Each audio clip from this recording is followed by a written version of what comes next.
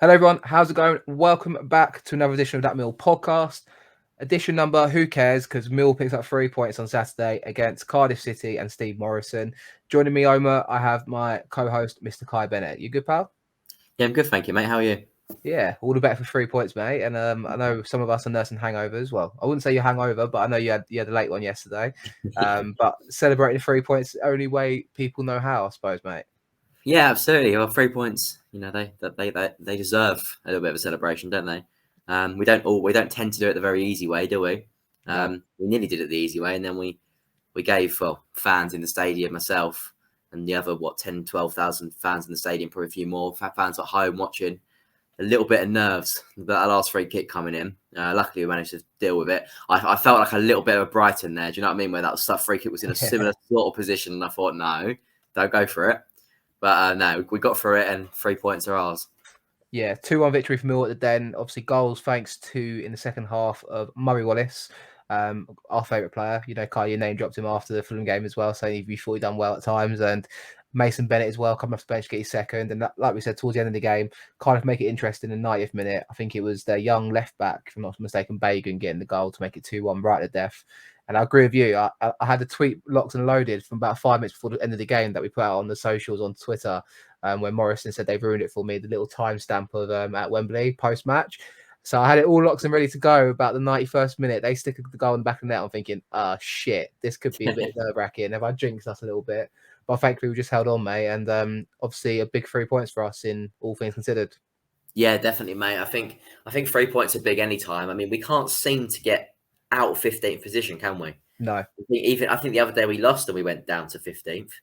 No, we won. I think it was against West Brom. We beat West Brom. We still managed to move down to 15th. Yeah, so 15th is like we're struggling to get out of it at the moment. But no, we're 9 points off the playoffs, 20 points off the relegation zone. So we're obviously a bit higher than mid-table in terms of points wise. But we need to try and kick on now because there's 9 points off. I think we've got a game in hand, or we've still got a game in hand, haven't we? Providing the other teams don't have a game in hand from COVID as well. So there's a chance here to potentially close the gap. I'm not saying we're gonna make the playoffs, but I'm just saying that we could make things interesting and not have a sort of a bit of, a season that fades out almost.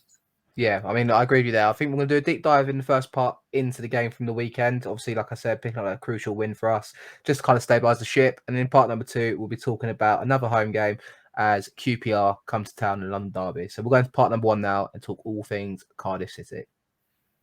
All right, welcome to the first part of the show. Kai, I think we'll probably start off with the team news. Obviously, a bit of topic around it. No Luke Freeman in the team at all.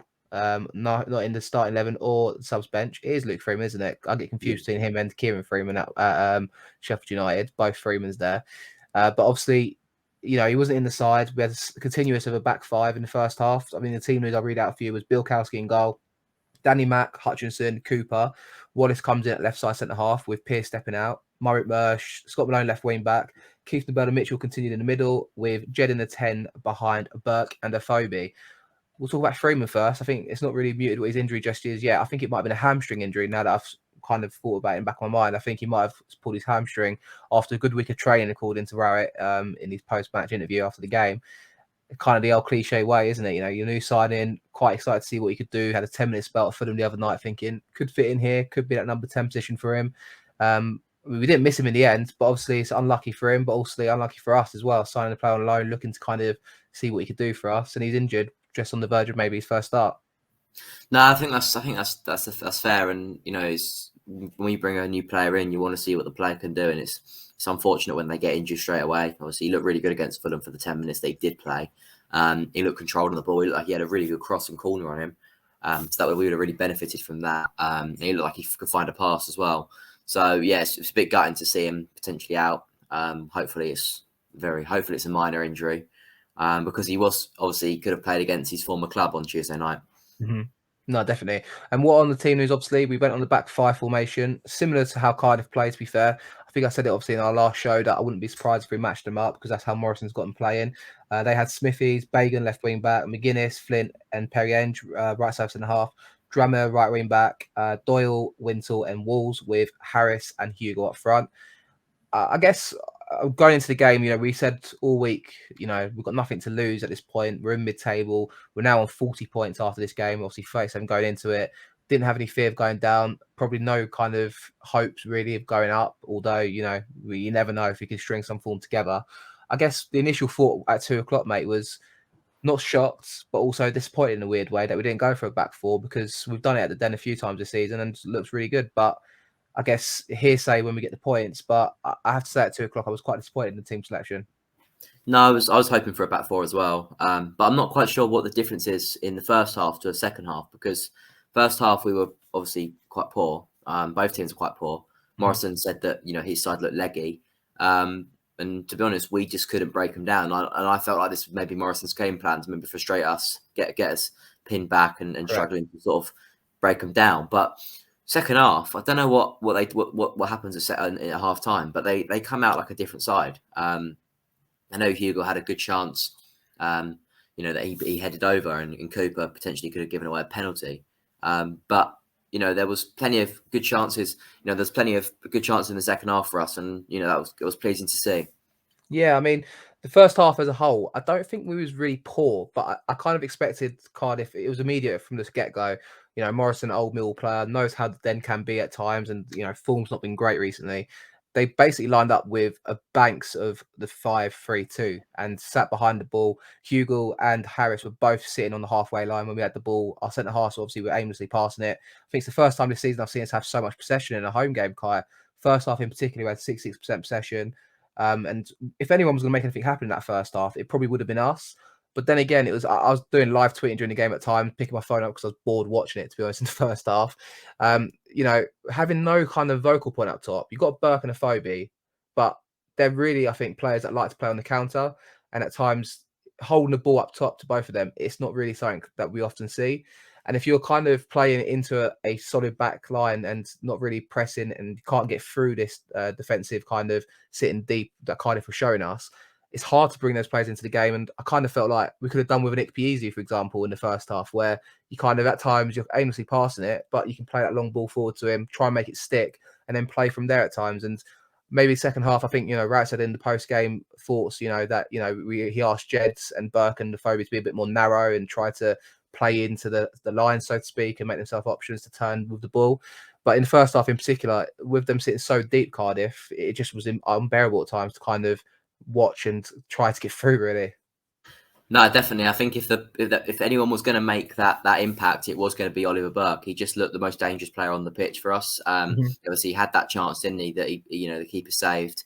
But no, he looked like he was the one that was going to scare the Cardiff defence if anyone was going to. Jed obviously had a good chance that he put over. But Bennett was quite isolated again up there, so it's tough on him. It was always going to be tough. We were trying to put balls in behind, but they were it was quite easy for Cardiff to just sort of sweep them up and clear them. That was the only frustration of mine. And I would like to see us go maybe a bit more central into feet, and then try and get our wing backs coming forward and going wide. But yeah, that first half was very frustrating and quite, as you said, quite boring to watch. I think this ages well, and someone replied to me, I think it was Terry Nowden, who said this aged well. It did, but during the first half, this is my thoughts really, because the Den was flat. This is like the atmosphere wise, I said the football was flat. Cardiff need to come out and press if we've got any chance of getting Burke and Afobe in the game. Seems also both teams are content to leave it till the last part of the game to try win it. Lack of plan B from the bench does worry me, though, I said. And yeah, I mean, it aged well because we got the crucial win and we went 2-0 up at one point as well. But I just wasn't sure what could have been different in the first half that we could have kind of come into that game a bit more. And like I said, it was just times where you see Hutchinson passes it right side to McNamara. McNamara goes back to Hutch. Hutch then moves it across to Murray Wallace at left side centre half. Murray Wallace gets to Scott Malone. Scott Malone goes to Billy Mitchell. Billy Mitchell turns back and gives it back to Cooper. Cooper then tries to play a diagonal over to McNamara on the right hand side. And then it breaks down, or we make a sloppy mistake with the ball. And because we're not typically a team that looks after the ball well, I don't think, Kai, which is one of the criticisms I have with the way we play sometimes. But it was just repetitive, wasn't it, in that first half? And you couldn't see where it was going to change or how it was going to get any better, really. But sure, it did in the second half, which we'll talk about in a minute. But what do you think maybe could have been done differently in that first half when you look back at it now, thinking, what could have been maybe done setup-wise differently? Or maybe, obviously, we said about Jed getting in the game more, but it's hard to pick him out when you've got the three midfielders against him there.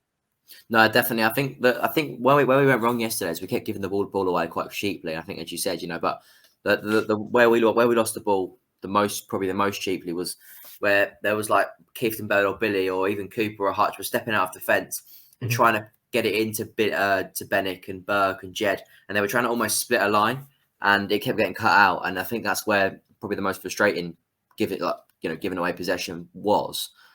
Because it was quite needless. Like we could have played it through the midfield, get Keith and Billy on the ball, and then try to spray it wide. I think maybe the thing we could have done slightly differently. We've said obviously play 4 at the back and maybe play 3 midfielders. So I don't think so. It's Bennett, but we don't move the ball quick enough either. No. I think our centre halves, they're competent on the ball. They're not terrible on it by any means, but they don't really move it quick enough. They don't by the time they get under control and turn out and try to play the ball, it's a bit slower than a typical ball playing centre half you would label them can do. And I don't know if that's something that can be coached into them, because Cooper and Hutchinson have been long enough that you can't. I'm not saying that old, but you can't teach an old dog new tricks, if that makes sense. Maybe if they're continuously drilled into playing a certain way, then they'll get better at it. But I think it's a common thing where you watch them play and they're very savvy with the ball. They look after it well. But when it comes to then get their feet, run with it, play a ball forward, and kind of, you watch Fulham on Tuesday night against us, bang, bang, bang, 3 passes, it's a ball in the box, and it's 1-0, if that makes sense. And when you watch us play, we don't really do that enough, I don't think, to kind of kick play forward when we've got the ball and at feet in defence. We don't move the ball quick enough to move the opposition around. Correct. So by the time we've moved the ball to where we want the ball to be, everyone's back in their positions and everyone's set again, and everyone's in the other teams are in their shape. So like Fulham, they were moving it wide, and by the time that we got back in our shape, they'd already gone down the wing, and then we were out of position, and then that's where the goal came from. They step up a gear and then they're away. We don't. I think we do have that. I just don't wonder if it's maybe a confidence thing. Maybe we don't want to do it because when Raul first came in, we had Hutchinson and Cooper overlapping, didn't we? Yeah, I noticed that as well, actually, and thank you for reminding me of that, because first half and even in the second half, really, you didn't even see him overlapping at all in the game. And also, I was talking to my mate who I was sitting with at the game, and I said, even on the throw-ins, that used to be up until probably the last third, you'd have Murray Wallace on the left side coming all the way up the pitch to take the throw-in. In the whole game yesterday, he didn't take one throw-in. I think it was Malone, even if it was deep in our half, was taking throw-ins. Maybe on the right side at times, Hutchinson came forward and took the throw-ins off McNamara. But I thought the idea of having the extra defender, we could progress play further forward and get the wing-backs further up the pitch. But then we'd have the throw-in on the halfway line, and then Murray Wallace will be taking the throw-in. No, sorry, Scott Malone will take the throw-in. Murray Wallace will give him the ball. And then all you're doing then is you have 3 defenders already behind the ball when it's a throw-in going into their half. And the easy option then is obviously to turn back and pass the ball back to Murray Wallace. And we just kept doing that. I don't know if that's something that's changed, but we're not going to see Cooper scoring a goal at Charlton like we did the way the team plays at the minute. I don't know if that's just if it's a do away from it and it's maybe play it safe a bit more at the moment, but you don't see that at the moment, do we? No, it was sort of got me yesterday because like they were sort of playing it sideways and backwards quite often, and obviously as your first thought is to question probably confidence on the ball, and maybe they're not confident to take the next step, or either that or it's the system, one of the two. But then I'm taking quite a close eye on what Raul was doing, and Gary kept pushing them forward. He was kept going forwards, like he kept almost like signaling to them go forward. So it almost looks to me like it's a confidence issue on the ball, that they don't want to lose it, and they think that if they lose it, they're going to struggle to maybe get back, or the other team are going to counter.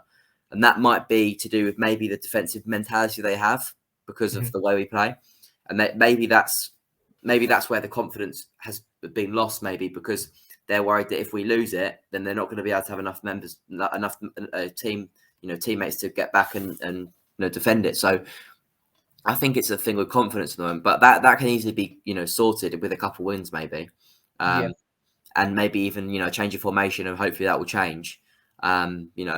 Obviously it's quite a big thing to change. Obviously the confidence of players is quite a big thing. If you need to players are confident, that's quite a big thing. But it's something that can be done over time, and not loads of time, just a couple games, 4, 5, 6 games. If they start winning and playing a bit better. Well, I mean, both teams yesterday were definitely, Cardiff up until the other day or a couple of weeks ago hadn't scored in the first half all season. So I wonder what our statistics are for first half goals this season. They can't be much, can it? No, I don't think. I mean, I wish I had them to hand, to be honest with you. And I mean, I just think like we do set out to stay in games, and we've always spoke about this, and I have no bugbear about it. But at the same time, I just think when you're at home, and you've always said like there's not, it's quite clear we're mid-table mediocrity as it stands. Why can't we just try and make something of it? And he's talking about the 17 games left, and fair play, we won the one out of 17, 16 more to go, 16 more cup finals, whatever more innuendos you want to use for it. But I think we've bashed it enough for the first half, because we've got to put credit where it's due for the second there, Kai. And I think another thing he said in his post-match interview, he obviously said about getting Jed involved a bit more in the 10 position, but he also talked about Afobe and Burt being too wide at times. And I felt definitely in the second half, it was more, they went narrow, and then you saw a bit more of McNamara and Malone getting forward on the wing back position. And I think we saw the rewards almost straight away. I felt like, I think it was about 55th minute. I think it was McNamara, neat work down the right hand side, and I think Wallace is there as well. He drives it in first time. Afobe gets to it first, but he just clips it over the goal, doesn't he? And it was kind of a glimmer. I think what a caveat to it is Cardiff came out to play a bit more in the second half. I think Morison's game plan was keep the shop shut, keep the shop tight, keep the shop shut and tight in the first half. Spit my words out correctly. And then second half, try and play a bit more. And that played into our hands, obviously, because then we had more spaces to operate in, didn't we? Yeah, definitely. We had more width as well to our play, which is quite important when you play five at the back. The wing backs need to push forward. Mm-hmm. And I thought Bennett, Burke, and Jed looked a real threat in the second half. And obviously did have a couple of good chances with Hugill had a good chance. Probably should have done better there, shouldn't he? Yeah. And obviously Cooper's penalty. Cooper's what I don't know what I can't remember what Morison described it as. He said something like Superman something like that. He's thrown himself at like Superman or something. But no, I mean, but we away from that, I thought, we just looked like a lot more dangerous in possession. We looked like we had a bit of we had that like effectiveness to go forward, and it was effective when we went forward, and we had that urge to go forward, and it looked a lot more. It was not direct, but you could see what they wanted to do, and they were trying to do it. Whereas in the first half, they were quite passive with the ball, whereas second half they were forceful with it, which was much better to see. Definitely. I mean, I think just before the double change, which I think was the catalyst, I think even Jed had an opportunity where, again, he picks up the ball in the 10 position, turns and drives at the defence. And I think he takes it left foot, just drives it past the right-hand side of the post. Again, you never know, could have creeped in. I don't think Smithy was going to get there. So the pressure was starting to build. And then I think this was the real kind of changing point. Burke and Mitchell go off, and Bennett and Saville are introduced. Obviously, Bennett is a goal scorer. Saville assisted the goal scorer for the second goal. And it just kind of changed from that point onwards. I mean, I don't necessarily think Mitchell. I see a lot of people in the home stands at times criticising Mitchell. I'm for it because we can't just protect him as he's one of our own. If he's having a poor game, let's dig him out for it. But I don't think he's having a poor game. But I think maybe he falls into that kind of category you're saying there, Kai, about short on confidence at times, and we don't really see too many lung busting runs forward from him, which I do think he has in his locker, where he can pick the ball up and drive up the field and try and carry us up there and kind of put teams under pressure at times. Yeah, he's shown it before, hasn't he, Billy? Last year, especially in COVID the lockdown season, he showed he could do it, and he showed it at the start of the season as well. I thought he was good, when Brout first brought him back into the team, and he had a really good first half of the season. That Billy's been one, probably him and Danny have probably been the breakout stars of the last 5-6 years, haven't they? Probably. Yeah. They've been excellent for us. It's been nice to see Billy try and push forward a little bit more and try and, because we know he's got a strike in him. He hit that brilliant strike against Tottenham. I think it was under 18 Youth Cup, wasn't it? So he's definitely got a strike in him, and we want to see them press up celebrations again.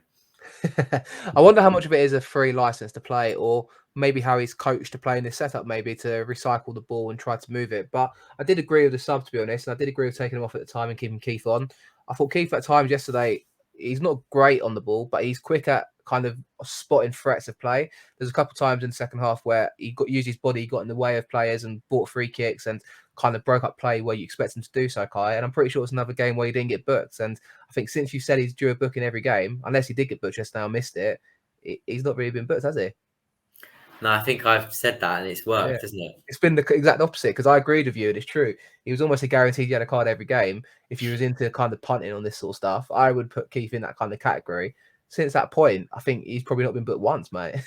No, I put him in the sort of Granit Xhaka category, where he sort of picks up one every game. But no, Keith's better than Xhaka anyway, so that's the way it is, We did a show at the start of the season. Do you remember? I think it was first couple of games. I think we called it the Michael Kieftenbeld fan club, didn't we? It's definitely come back. I don't think it's definitely that should be called. This show could be called the Michael Kieftenbeld fan club #2. Yeah, I mean, for the record, I don't think it disappeared through his own doings. He just kind of vanished from the team for a little bit. I don't think he got injured or anything.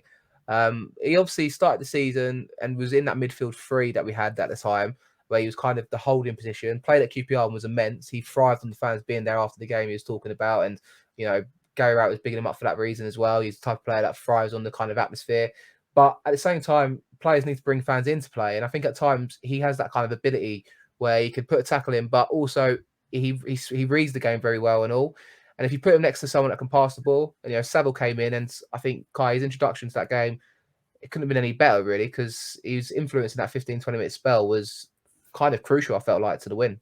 Yeah, and I think since he's come back, I've been quite surprised to only just see him back now. I thought he might have come on against Fulham, or he might have come on against Preston. Yeah, but no, his influence was really good. He influenced the game. He was effective when he came on, and that ball, obviously, there's a little bit of luck involved. It hits the defender's boot, but he has to get there in the first place. There's no deflection. Don't worry, it was fine. Yeah. But he has to get there, doesn't he? And he had the idea to put it over to Bennett, and I'm just not quite sure what the Cardiff defense is doing, because how tall is Mason Bennett? Maybe 5'7", 5'8". Yeah, 5'8", yeah, I'd say. I mean, who's marking him? I'm not complaining, but I'm just saying, like, if that was us, I'd be annoyed. But Mason Bennett's there to tap, head home for his second goal in 4 matches, which is good to see. 2 goals at the Den as well, isn't it? I think. Yeah, and his celebrations are brilliant. Yeah, well, I mean, his celebration is class, and I think for that reason we want to see more Mason Bennett goals. That's for sure. But obviously that was the second of 2, mate, because the first goal came through.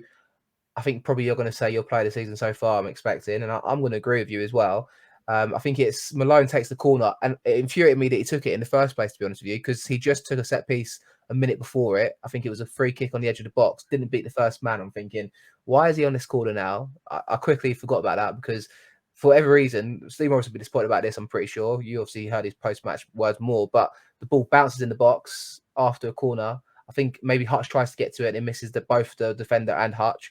Bounces, and Murray Wallace is there kind of standing at the 6-yard line to head it in at the back post. Yeah, it's a fantastic header, isn't it? Yeah, definitely. I mean, cool as you like. Oh god, yeah. I mean, it was class. It was, it was just like that's his 5th goal of the season in all competitions. Third in the league, because he got scored a hat-trick in that cup game. I remember he could have scored a hat-trick that day. He so nearly scored a hat-trick. Remember that? Oh my gosh, that would have been crazy. But no, he's been very good this season. He's so reliable. And he pops up with a goal that was really important yesterday. Got the game under well. Obviously, it was 74 minutes in, but it sort of just sparked the game a little bit, and it gave us that chance to go forward and get a second as well.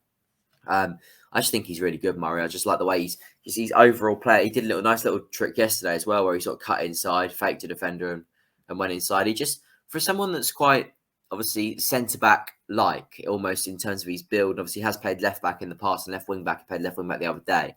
Yeah, someone who is centre back predominantly, and he's quite a big guy, 6'2", 6'3", isn't he? And quite stocky as well. He runs with the ball so well, and he beats so many like just by his body language. Like when he shimmies to the left, shimmies to the right, and he's away. He's brilliant. I like him to myself on a Monday night. When I play football on a Monday, mate. Shimmy left, shimmy right. You know what I mean? I'm unorthodox. I'm unpredictable, but it works. Shout out to my whole Monday night crew. I've not played for a while with them, but yeah, no, it's true. I agree with you, because it looks weird, or doesn't look right, or it looks unorthodox is the word I'm using, but he makes it look so effective. He's playing, and I think I definitely agree with you that he is my shout for player of the season so far. I like to see Danny Mack get a mention as well, because I feel like he's persevering past Rowett's doubts early in the season, and he seems to be going from strength to strength as well in that right wing back position. And I think with Murray Wallace in particular, he's just proving that he's the kind of, for me, I labelled him the Andy Frampton effect in the K Jacket side, where you can put him anywhere and he'll do a job. And I felt like Andy Frampton at that point really was that kind of player. And it's just useful to have that sort of player in the side, because he played left wing back against Fulham, didn't look terrible there. I wouldn't say he was at fault for many of the goals. Plays left side centre half against Cardiff, scores a goal. Like I say, he's 5th in all competitions now. He just can't do any wrong, I don't feel like. And We hear about he's quite mobile, athletic. He's probably the fittest player in the squad. Supposedly runs their training games quickest, or the training warm ups they do in pre-season, and he's definitely an unsung hero in this side that's becoming prominent now. Oh, absolutely. I mean, obviously myself as a defender and as a sort of a left wing back or left back or a centre back, it's quite easy to overlook these sort of players. But when you sort of notice I mean, a defender's had a good game, hasn't he? Realistically, if you don't notice them, most likely, if you don't notice anything they've done wrong, they most likely had a good game. They've probably won their defensive battles and stuff. But you notice Murray, and it's never for the wrong reasons. You always notice Murray for something that he does, something ridiculous. Like the other day when he nutmegged Mitrovic, you're like, God, what a player! Like, yesterday, he took it past someone, he scored. He just can't, as you said, he can't do any wrong. I think he was labelled a lockdown master on the socials after the game by the Millwall admin. So I'll give him that. Lockdown master is a good title for that one. And yeah, obviously we mentioned towards the end of the game, we mentioned Bennett's goal. I feel like we was in control by that point up till a consolation right at the end. Bit nervy after that, mate. But ultimately, big 3 points for Millwall. 40 points now. 40 points already in the season, where at times it's felt like a bit of a schlep and a struggle. But 40 points at this stage of the season. I can't remember the point where we got to it last season, but it feels like middle of the road, Millwall underrow it, and I guess we take it for granted sometimes, and we're quite critical of it at times. But if it plays like that most weeks, I don't think we'd be disappointed at it, to be honest, Kai. But it's just the inconsistency that always haunts this side. We now need to back it up with 3 points on Tuesday. How many times have we said that this season? It's going to happen. It's going to happen. Well, I'm going to go with the opposite and say it's not going to happen again, but we'll talk more about that in part 2. And obviously, reverse psychology seems to have done the trick last couple of games, so it can only be a good thing there. But I guess to end this kind of part, it's just about being consistent. That is the key, isn't it, mate? And I said it there already, but it's worth saying it again. Just be consistent, for God's sake, Millwall. Yeah, exactly. If we're consistent, then we have chances of moving up the table and making our season a little bit more exciting towards the back end of it. Obviously, if we're not consistent, then you can never get on them runs. The best teams win 3-4 games in a row. I mean, Fulham win like 10 sometimes. Obviously, but Fulham are different gravy. But if you win a couple games in a row, 2-3 games, you do that 3-4 times a season, you'll be right up there. First 90 minutes since November for a Sir Jed Wallace as well. Lovely stuff. Good to see that.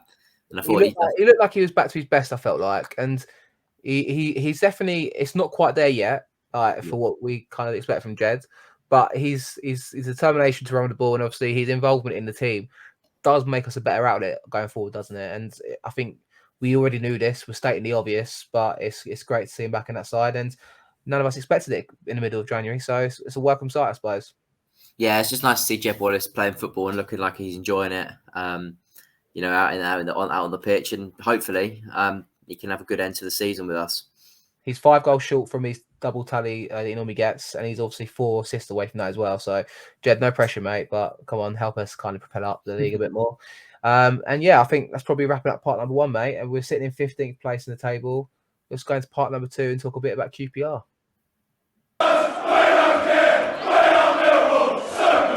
Part of this show, Kai, mate, we got a West London team in QPR coming to the Den on Tuesday night. What are you expecting in the London derby, mate? It's gonna be a difficult one. Obviously, they lost against Barnsley on the weekend 1-0. So in that sort of way, they potentially are like a wounded dog, aren't they? In that way, yeah. Any team that loses, they're obviously determined to follow it up with get back to winning ways. They've got a good side. They've got really good midfielders in Elias Chair, Chris Willock. They've got some good forwards, Lyndon Dykes, obviously Austin. I think Andre Gray's away at the moment, I think.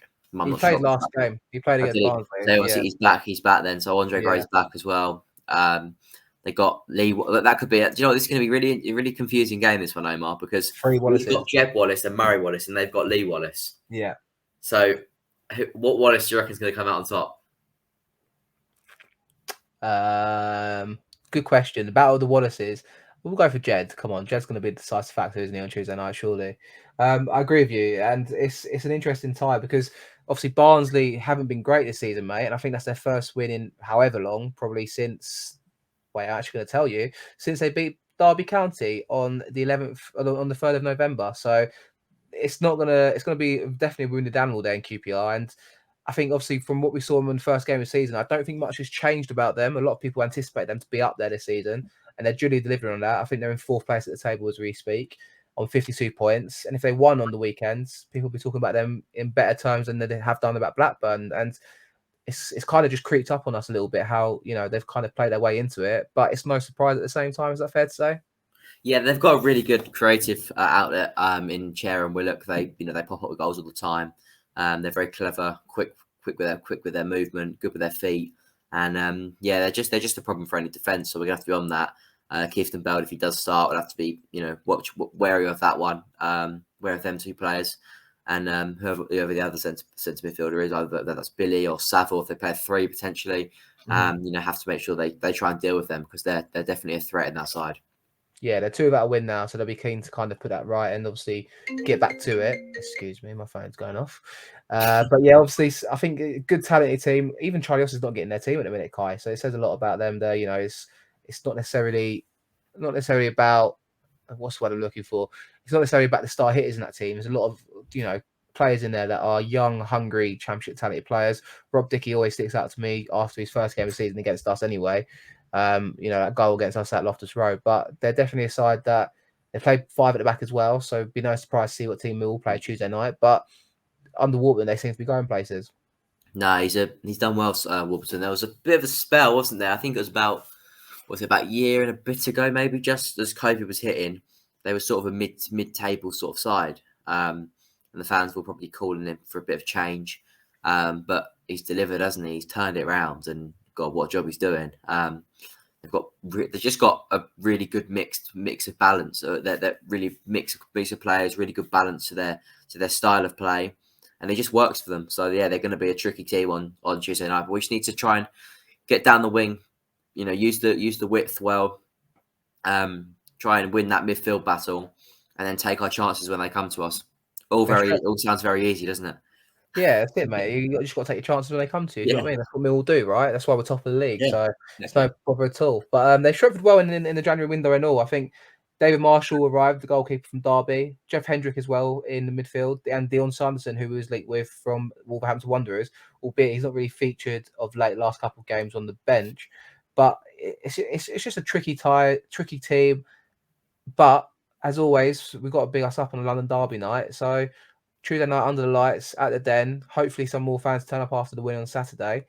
And a real chance for us to make it wins back to back. Something we've not done in a little while. Absolutely. It's a good chance. It's a good opportunity, and hopefully we can take it because that's when you rise up the table. And if we want to make our season something now, we need to start grabbing these opportunities and taking them. Millwall have won back-to-back games twice this season. Can you name me both? Go on, I'll put you on the spot a little bit.